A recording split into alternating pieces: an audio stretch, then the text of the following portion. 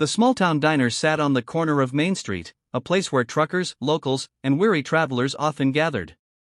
The air smelled of bacon grease and warm pie, the jukebox humming faintly in the corner.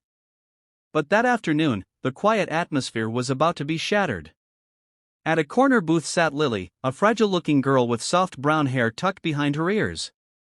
Her wheelchair was pushed close to the table, and she quietly sipped on a milkshake, her eyes fixed on a notebook where she doodled. Born with a condition that made walking impossible, Lily had always been strong in spirit, though her small frame and gentle demeanor often made her a target. Across the room, 3 high school boys swaggered in. They were the kind who lived on cruelty, star athletes who thought the world belonged to them. The leader, a tall boy named Ryan, smirked when his eyes landed on Lily. He whispered something to his friends, and they all laughed.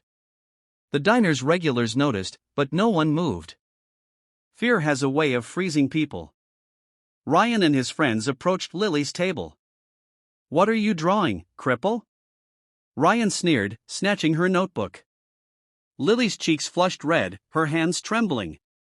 "Please, give it back." The boys laughed. "What are you gonna do? Roll away from us?" Before she could respond, Ryan slapped the notebook against her chest, knocking over her milkshake. The cold liquid spilled down her clothes. The whole diner gasped, but still nobody stood up.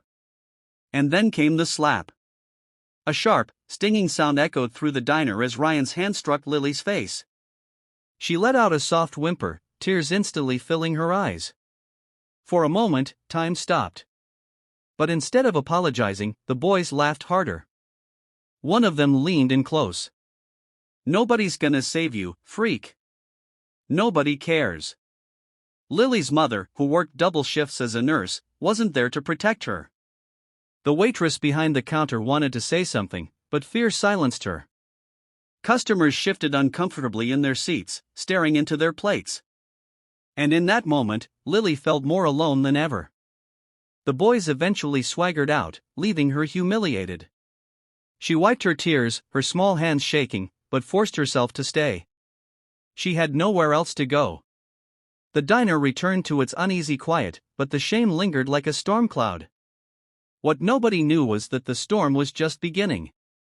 An hour later, the diner doors swung open with a sudden clang of the bell. The ground seemed to rumble before the sound even reached inside. Outside, parked along the curb, stood nearly a dozen motorcycles, massive machines painted in black and chrome, their engines still ticking hot. The first man to walk in was broad-shouldered, wearing a leather vest patched with the name Iron Brotherhood. His beard was streaked with gray, and his eyes, sharp as steel, scanned the diner. Behind him, men and women in the same leather vests followed, their presence commanding respect without a word. The atmosphere changed instantly. The same waitress who had stayed silent earlier now breathed a sigh of relief. It was as if reinforcements had arrived. The leader, known only as Bear, walked up to the counter and ordered coffee. But before sitting, he noticed Lily. Her clothes were stained, her eyes still red from crying. The faint outline of a slap mark remained on her cheek. Bear's jaw tightened. He crouched beside her table, his rough voice surprisingly gentle. "Sweetheart, who did this to you?" Lily hesitated.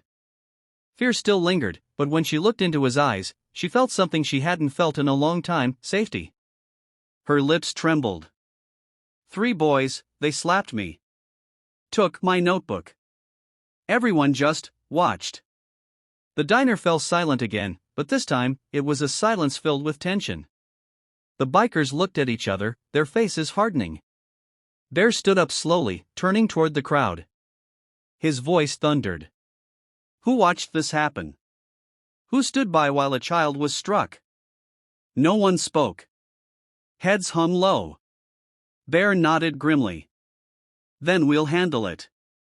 Minutes later, the sound of engines roared again. The bikers didn't just storm off, they hunted. It wasn't hard to find the boys, still laughing near the high school. The Iron Brotherhood pulled up, a wall of steel and leather. The boys' laughter died instantly. Bear stepped forward. "You think you're men? Slapping girls in wheelchairs? Humiliating someone who can't fight back?"